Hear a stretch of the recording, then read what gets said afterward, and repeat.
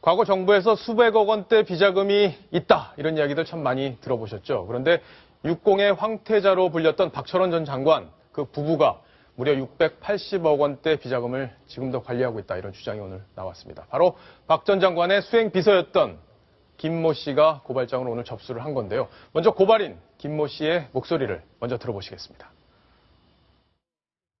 박철원 현경자 전 의원이 차명 계좌를 이용해서 조세법 및 금융실명제법 위반이 있어서 그거에 대해서 고발장을 제출하게 여기 왔습니다. 비자금이 없는지 여부에 대해서는 언급하지 않으셨거든요. 그거는 어떻든 아니요. 그 부분에 대해서는 어떻든 공소시효라든가 여러 가지 부분에 대해서 다 지나간 상황이기 때문에 아마 처벌이 힘들 겁니다. 이도현 차장. 네. 자, 지금 비자금이 680억 원이나 아직도 관리하고 있다. 그런 엄청난 돈을 지금까지 관리하고 있다는 거잖아요. 예, 저분의 주장 어떻게 봐야 될까요?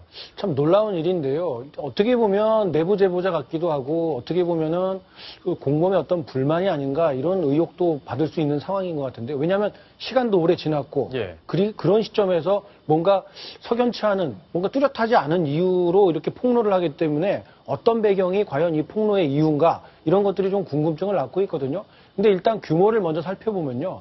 이 박철원 전 장관의 비자금 예. 360억 원이고요. 그 부인인 현경자 전 의원은 323억, 합쳐서 680억 원이 넘는 비자금을 차명 계좌로 갖고 있다. 예. 그렇기 때문에 조세 문제가 있고 그리고 차명을 썼기 때문에 금융실명제 위반이니까 처벌해달라. 예. 이런 취지로 오늘 고발장을 낸 거죠. 자, 그러면 이 김모 씨 이분이 보니까 과거에 수행비서를 했던 분이더라고요. 이제 나이가 51 되셨던데 이렇게 얘기를 했네요. 박 전 장관을 대리해 서울지방국세청을 찾아갔을 당시 책상 위에 차명 계좌를 조사한 자료를 봤는데 액수가 이렇게 빵빵 적혀 있었다. 자, 이런 주장인 거네요. 그렇습니다. 이 측근이다 보니까 이 박철원 전 장관의 아주 이 금융계좌까지 이 상세하게 알고 있을 정도로 측근이었던 것으로 확인이 되고요. 이런 그 서울 그 지방국세청에 이 대리를 해서 갔을 정도로 신뢰도 두터웠던 것으로 판단이 됩니다. 예. 그런 사람이 당시 조사 과정에서 이 서류 내용 일부에 이 두 사람의 이 차명 관리 금액이 무려 300억 원이 넘고 680억 원에 이른다. 이런 내용을 봤다라고 본인이 오늘 주장을 한 겁니다. 자, 과거에 박철원 전 장관이 무용과 교수와 함께 이 비자금을 놓고 논란이 벌어졌던 적이 있었잖아요. 그것과 그렇습니다. 관련이 있는 겁니까? 관련이 있다고 봐야겠죠. 예. 2008년도에 문제가 불거졌을 때 한 대학교 무용과 교수가 이 박철원 장관에게 이 피소를 당했는데요. 본인이 맡겼던 170억 원을 돌려주지 않는다라는 뉴스가 소식이 세상에 전해졌잖아요. 당시에 박철원 전 장관이 이 비자금이다, 내가 만들었던 비자금이다라고까지 다 이야기를 했는데 돌려주지 않았다라고 이제 그 고소를 했고 결국 민사재판을 통해서 한 64억 원 정도를 돌려받은 사실이 있습니다. 그렇군요. 자, 조수진 차장. 네. 예전에는 뭐 비자금 기업으로부터 막 엄청난 돈을 받아왔잖아요. 지금 육공의 황태자, 당시에 노태우 정부에서 그러면 이렇게 돈을 받았던 거를 지금까지 가지고 있다, 이렇게 봐야 되는 겁니까? 글쎄요, 일단 뭐 사실 확인은 안 됐으니까요. 앞으로 수사를 해보면 알게 되겠지만 예. 이 1993년에 금융실명제가 전격적으로 발표가 되거든요. 그래서 이 93년 전에 이 차명계좌를 통해서 많이들 관리했던 게 금융실명제가 전격적으로 단행되면서 그때 전환이 안 된 것들이 아직도 많이 남아있다는 얘기도 들립니다. 예. 아마 이것도 일환이고요. 그 수행비서라든지 특히 운전기사의 제보를 통해서 밝혀지는 경우가 상당히 많은데 아마 뭐 이 사건이 어떻게 될지는 모르겠습니다만 계속 끈끈한 관계를 이어져 왔다가 뭔가 개인적인 관계가 좀 어긋나면서 이것이 폭로로 발전하는 경우가 좀 많았습니다.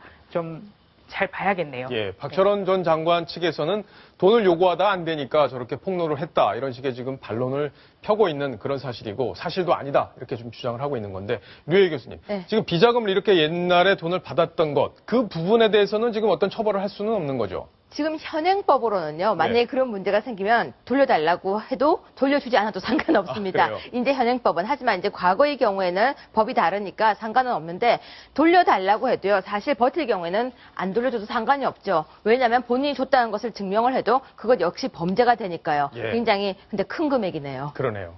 자, 오늘 김모 씨가 또 재밌는 얘기를 하나 했습니다. 현직 대통령 비서실장에 대한 이야기인데요. 관심이 아주 갈 만한 그런 내용입니다. 직접 한번 들어보시겠습니다. 이병기 지금 비서실장님에 대해서 옛날 회고록 안에 보면 이제 좀 뭐 도박이라든가 여러 가지 부분에 대해서 예전에 있었다라는 부분이 있었었고요. 그거에 대해서 이제 항의가 오셔서 그 다음 인쇄분에 대해서는 그게 삭제된 걸로 알고 있습니다.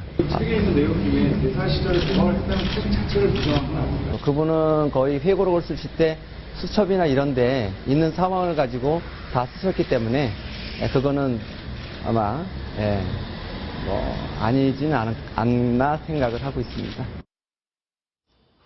그러니까 이병기 대통령 비서실장이 옛날에 도박을 하다가 대통령한테 혼났다 이런 내용이 회고록에 있었는데 뺐다 이거잖아요, 지금. 그렇습니다. 지금 예. 이제 김모 씨의 주장에 따르면은 이병기 현 비서실장이 과거 노태우 정부 시절에 의전비서관인가로 아마 근무를 했을 텐데요. 그때 도박을 자주 한다라는 첩보가 올라가가지고 대통령이 직접 불러다가 호되게 꾸짖었다. 이런 내용을 박철원 전 장관이 2권인가요? 이렇게 회고록을 한번 쓴 적이 있잖아요. 예. 거기에 이렇게 들어갔는데, 초고에는 들어갔는데, 이병기 지금 현 비서실장 측으로부터 항의가 들어오니까 그 부분은 빼줬다라는 이야기까지 오늘 털어놔서 예. 또 다른 화제를 낳았습니다. 그러니까 사실이 아니라서 빼준 게 아니라 사실이더라도 좀 입장이 그러니까 정이 빼준 있어서 거다. 빼줬다, 이런 이런 식의 이야기를 설명까지 덧붙였는데 박철원 전 장관의 꼼꼼한 메모 습관까지 그렇게 비서로서 본 이야기를 직접 거론을 했습니다. 뭐 범법행위라고 보기에는 입증할 문제도 아니고 그렇기 때문에 논란이